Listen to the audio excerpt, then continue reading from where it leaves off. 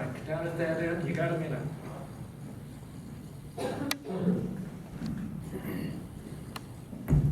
I guess to clarify the parking for automobiles and the expansion of transportation lanes for buses and the addition of bicycle lanes, we do all this at once, but I do see lots of opportunities. Dexter Avenue, for instance, is a great route, and there's only 2 vehicle lanes up Dexter Avenue. We have the Westlake Corridor as a great 4-lane alternative, and if we were to divert the vehicle traffic off of Dexter Avenue and make Dexter Avenue a bus-only and bicycle-only commuting lane with an exception for the local residents, I think that would go a long way toward providing the types of solutions we need. Business area parking is a lot about access. So if you have good mass transit access, good light rail access, good residential density, you don't necessarily need the street parking, which is why that was maybe on there. Bikes on arterials, you know, I'm a lot happier riding on a parallel street than I am on an arterial. Now there are places, we are geographically constrained in this town. There are places we don't have a choice. And there, of course, we want a good, safe bike space.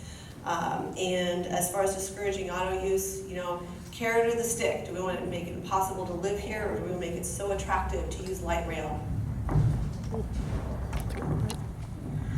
As we continue to grow as a city, we need to be investing in the infrastructure to support that growth.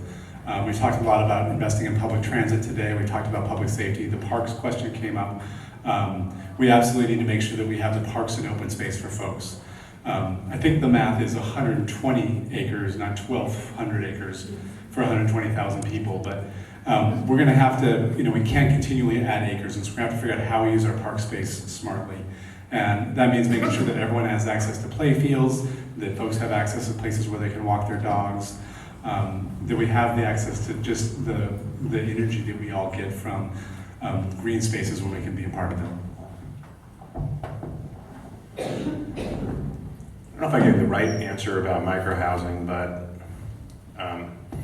because I said we shouldn't have it for affordability, but the reality is we can have it when people pretty much, I mean, when the streets are already filled with cars and there's no parking available.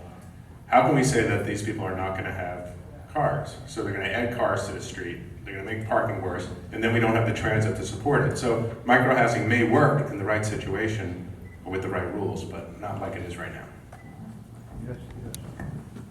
Okay, is there